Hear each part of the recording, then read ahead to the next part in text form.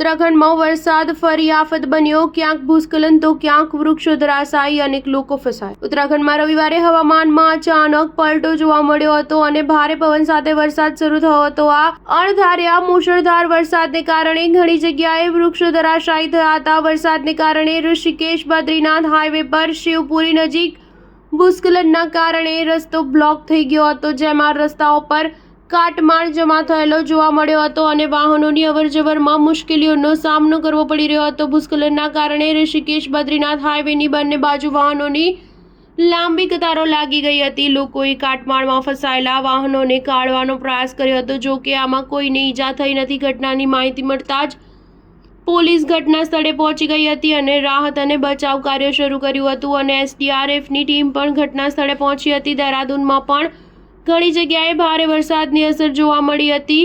માલદેવતામાં નદી કિનારે પિકનિક મનાવી રહેલા ઘણા લોકોએ સમયસર પોતાને બચાવી લીધા હતા।